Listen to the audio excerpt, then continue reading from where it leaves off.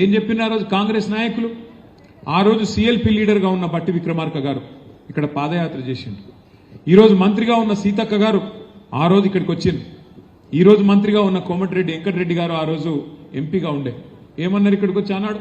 ఈరోజు రైతు కమిషన్ చైర్మన్గా ఉన్న కోదండ రెడ్డి గారు అందరూ చెప్పినారు కాంగ్రెస్ వాళ్ళు, మీరు మాకు ఓటేయండి, గెలిపించండి, మీ భూములు మీకు తిరిగి బంగారు పల్లెంలో పెట్టి అప్పచెప్తామన్నారు. మరి 2.5 ఏళ్ళ ఓడ మీద ఉన్నప్పుడు ఓడమల్లన్న, ఒడ్డుకెక్కినాక బోడమల్లన్న అన్నట్టు ఓట్లు వేయించుకున్నారు, అవతల పడ్డరు. ఇవాళ ఫార్మా సిటీ కాదు ఫ్యూచర్ సిటీ అని చెప్పి రంగుల కళ, ఈస్ట్ మన్ రంగుల కళ లాంటి సినిమా చూపెడతా ఉన్నాడు. మన రేవంత్ రెడ్డి మాట్లాడుతూ ఉన్నాడు ఇక్కడికి వచ్చి, ఇది future city, Bharat future city, దీనిలో న్యూయార్క్ను తలదన్నే నగరాన్ని నిర్మిస్తా నేను అని చెప్తున్నాడు. ఉన్న సిటీని పట్టించుకునే తెలివి లేదు.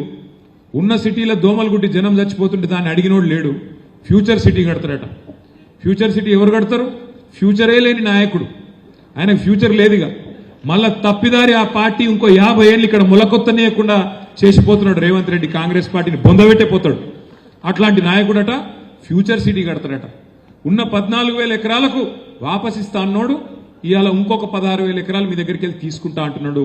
మొత్తం 30,000 ఎకరాల్లో ఏదో చేస్తా అని చెప్పి గ్రాఫిక్స్ తోని, AI తోని బొమ్మలు చూపెట్టి టైంపాస్ చేసుకుంటూ గడిపేస్తా ఉన్నాడు.